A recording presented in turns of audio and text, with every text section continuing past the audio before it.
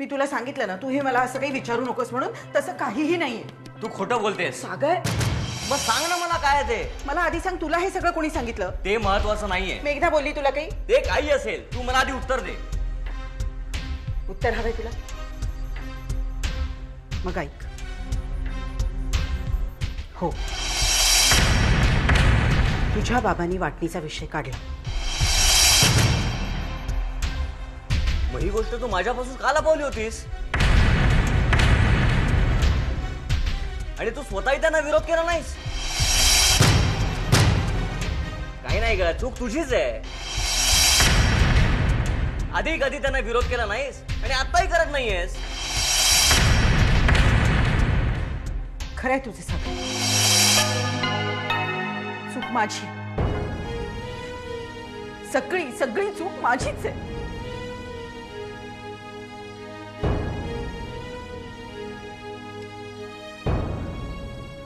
आई,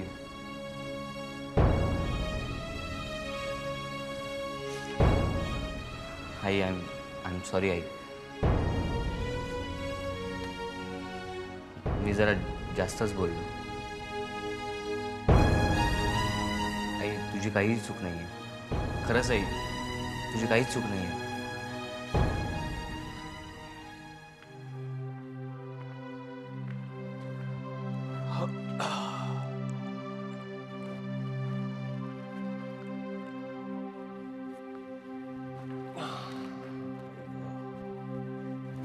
बाबा, खूप दमला असाल ना?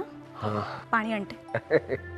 नको नको, दमलोय खरं, पण का दमलो हे जर विचारलंस तर खूप पंचायत होईल. का? अगं, कायदे व्यवस्थेत काम करणं खूप कठीण आहे ग. बाबा, बरेच दिवसापासून तुम्हाला एक प्रश्न विचारायचा होता. विचार ना. म्हणजे तुम्ही ज्या पोस्टवर काम करता तिथे अजूनही काही माणसं काम करत असतील. त्या सगळ्यांना सुद्धा म्हणजे ह्या गोष्टींचा असाच त्रास होत असेल का?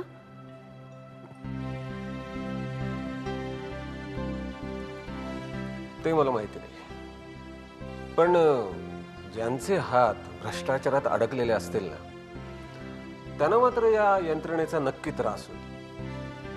अरे हो, तो विशाल दीक्षित पत्रकार, तो भेटला होता.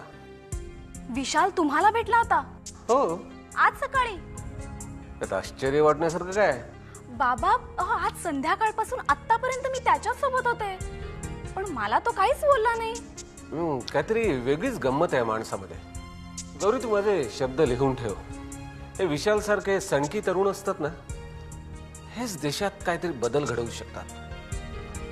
नाहीतरी चंगळवादाने सगळ्यांचे आत्मे पोखरून निघालेलेच आहेत.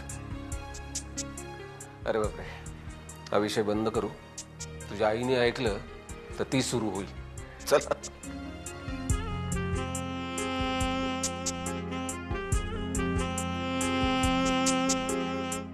हो हो, नाही नाही, माझा बायोडेटा, हो, माझा एक्सपिरियन्स सगळं आणि प्रोजेक्ट रिपोर्ट पण जोडलाय मी.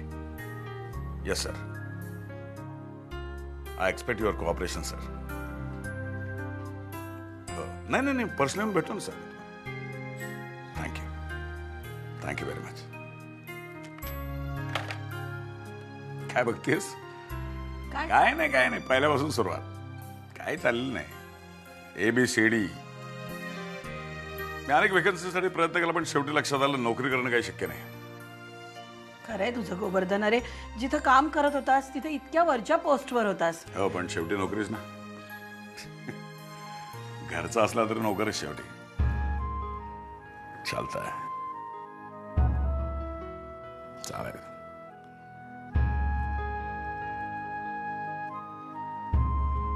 गोवर्धन, झालं गेलं गंगेला मिळालं. आता कसली सुरुवात करायची ठरवलीस? काय नाही, छोटासा व्यवसाय सुरू करायचा. डेअरीचा. दुसरं काय करू शकतो आपण?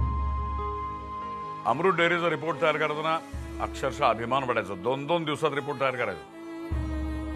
एक एक ऍसेट्स कंपनीच्या नावाने होत जात होत्या. कर्ज किती असलं तरी भीती नव्हती. कंपनीच्या नावाने ऍसेट्स वाढत होत्या. आज स्वतःचा प्रोजेक्ट सबमिट करताना कळून चुकलं. आयुष्यभर कंपनीसाठी काम केलं, माझी अशी काही ऍसेट राहिली नाही. काहीच नाही. गोवर्धन, तुझ्याकडे खूप मोठे ॲसेट्स आहेत. विश्वास, प्रामाणिकपणा, गुडविल हे ॲसेट्स कोणी पळवून नाही नेऊ शकत. इतकी वर्ष मनापासून काम केलंयस ते कधीही फुकट जाणार नाही. बघूया पुढं काय होतंय.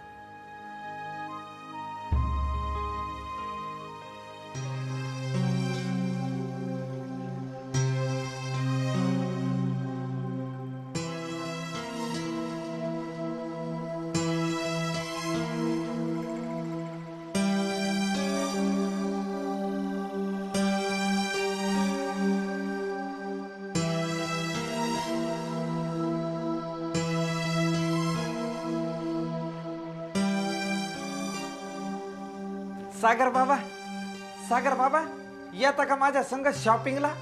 नाही, बऱ्याच दिवसात शॉपिंग नाही केलं. तुमची तर आधी किती खरेदी असायची. दर 15 दिवसाला 6 शर्टाची जोडी यायची. मला पण जरा खरेदी करायची कपड्यांची. येता का सागर बाबा?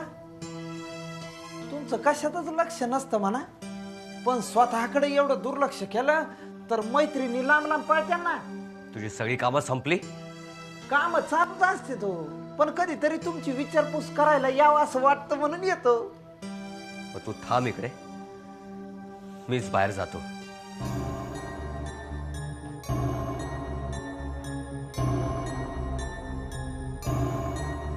यांच्या वागण्याचं तर त्रांगडच कळना झालंय मला. जा एकटा शॉपिंगला.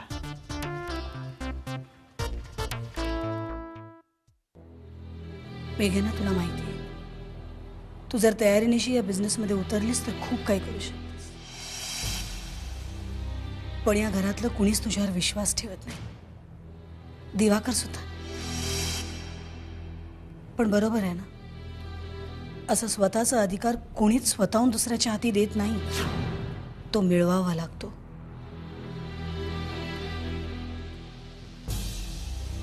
या घरातल्यांना माहित नाही तू किती शिकलीस, किती केपेबल आहेस.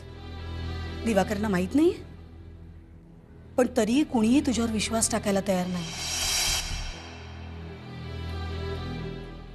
इतकी वर्ष तू या घरासाठी काकूबाई सारखी या घरात राहिलीसच ना. But enough is enough. आता नाही मेघना, आता तुला या घरातून बाहेर पडायचंय. घराबाहेर पडून तुला तुझं अस्तित्व सिद्ध करायचंय. त्यासाठी तुला स्वतःमध्ये अनेक बदल घडवावे लागतील. हो, ते मी घडवणार आहे. Yes, I am going to prove it.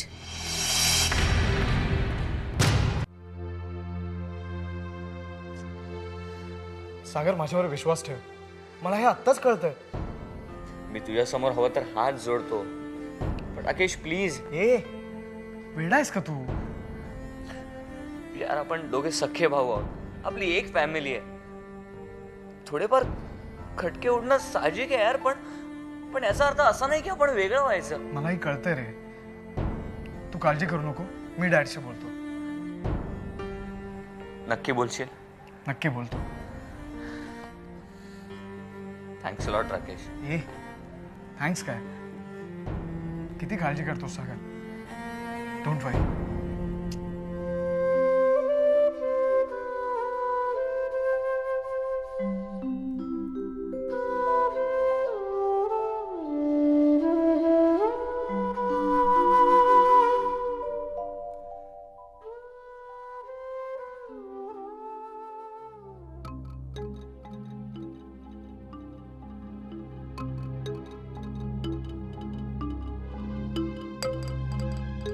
Gayatri,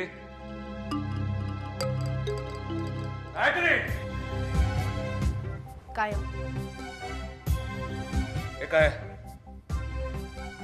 हे काय आहे?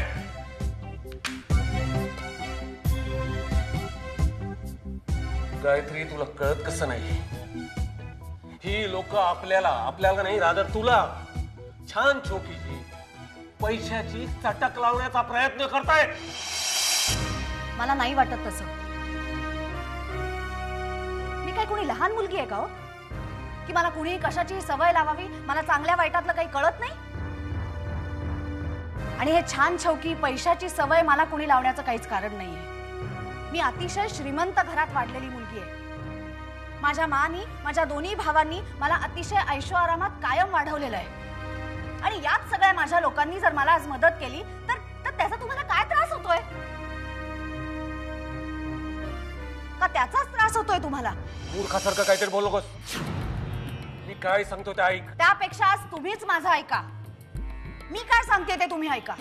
मला ना या सगळ्या परिस्थितीचा अतिशय कंटाळा आलाय. मला नाही जमणार हे आता. गायत्री, तुम्ही घरातलं सगळं दुसऱ्यांच्या डोक्यावर घाला, ते तुम्हाला सगळं चालतं. पण मला जर कोणी दुसऱ्यांनी मदत केली तर ती लगेच तुमच्या डोळ्यात खुपते.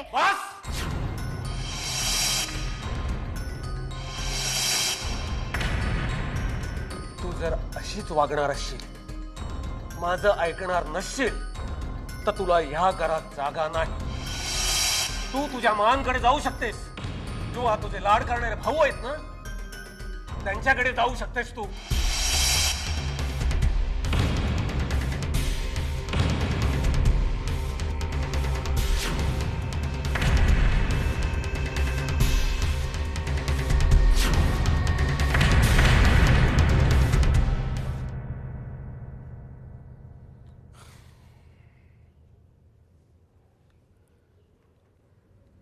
मेघना, काहीतरी वेड्यासारखं बोलू नकोस.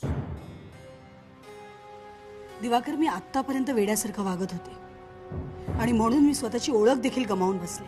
हे बघ, मला असं वाटतं की तू सध्या डिस्टर्ब आहेस.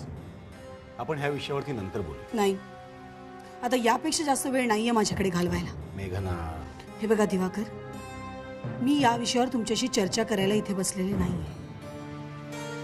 काही गोष्टी मी माझ्या मनाशी अगदी पक्क्या केल्या. येत्या 2 दिवसात मी ऑफिस जॉईन करते. मेघना, ते शक्य नाहीये. का शक्य नाही?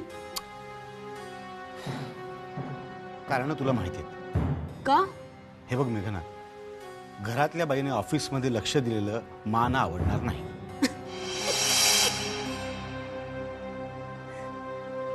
दिवाकर, मा साहेबांच्या आवडीनिवडीची एवढी काळजी तुम्ही कधीपासून करायला लागला? आणि नाहीतरी दिवाकर, या घरात प्रत्येक जण स्वतःच्या मर्जीप्रमाणे वागतो. तेव्हा प्लीज, कर्तव्याचं ओझं आता मी वाहणार नाही. मेघना, मला कळत नाही, घरामध्ये बसण्यामध्ये तुला काय प्रॉब्लेम काय? दिवाकर, शालिनी वहिनी आणि माझ्यात खूप फरक आहे. एखाद्या काकूबाई सारखं या घरात काम करत जगणं आता मला जमणार नाही. दिवाकर, आता मला या गोष्टीवर अजिबात चर्चा करायची नाही. मासाहेबांना काय वाटतं काय नाही याच्याशी मला खरंच काही घेणं देणं नाही. मी 2 दिवसात ऑफिस जॉईन करते. तेव्हा प्लीज माझ्या केबिनची सोय करा.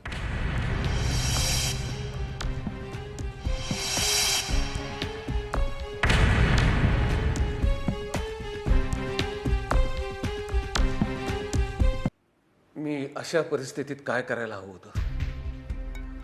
मी भ्रष्टाचाराच्या विरोधात बोलतो, माझं रक्त आटवतो. या श्रीमंतांच्या हातात कायदा जाऊ नये म्हणून तर इथे माझीच बायको. बाबा प्लीज शांत व्हा. शांत? कसं शांत होऊ सांग ना? कसा शांत होऊ? मला काही किंमतच नाही का ग? हे बघ, महिन्याला जे मी कमवतो ना, त्याच्यात मी घर चालवू शकतो तेवढी क्षमता माझ्यात आहे. बाबा प्लीज शांत व्हा. हे बघा, आईला राग आला असेल आणि रागाच्या भरात गेली असेल ती. तिचा राग शांत झाल्यावर येईल ती इथे. अरे घर सोडून गेली, पण घराची शोभा झाली त्याचं काय? गायत्री घर सोडून गेली, पण त्याच्यात विजय झाला त्या अरुण गडकरीचा. त्याच्या सांगण्यावरून ती मेघना वहिनी गायत्रीची दिशाभूल करते. हे न कळण्या इतका मूर्ख नाहीये मी. बाबा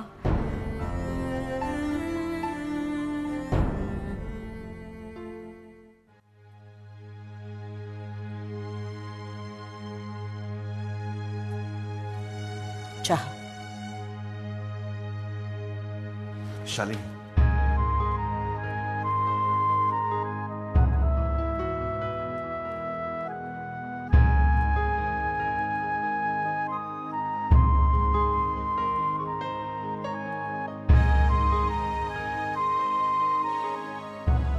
शालिनी, आम्ही चारित्र्यवान आहोत असा दावा कधीच केला नाही. एक भरकटत जाणारी अत्यंत साधी व्यक्ती आहोत आम्ही.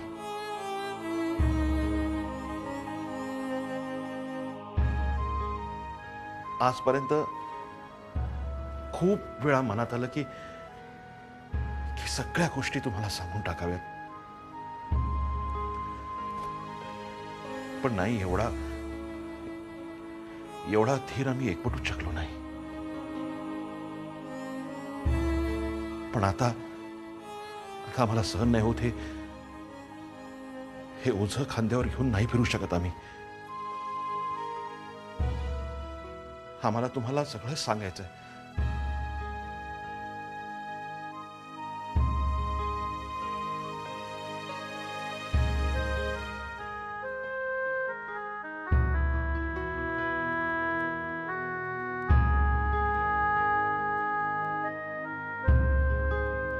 खर तर सगळ्याच गोष्टी तुम्हाला माहिती आहेत, पण आम्ही आजपर्यंत तुम्हाला कधीच सांगितलं नाही. म्हणूनच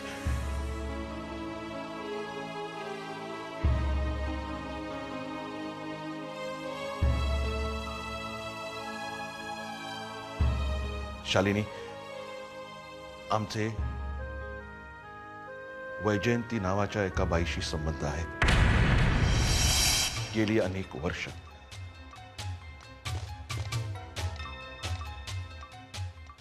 आमच्यापासून तिला एक मुलगी आहे. तिचं नाव विदुला.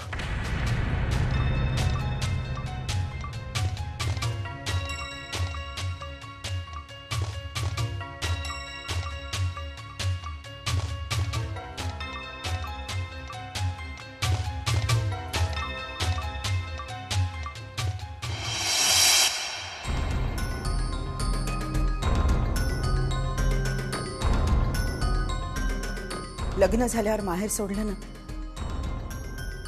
तेव्हा आईने एकच गोष्ट सांगितली होती, आता पती हाच तुझा परमेश्वर आणि त्याला साथ देणं हाच तुझा धर्म. मी मरेपर्यंत माझा धर्म सांभाळणार.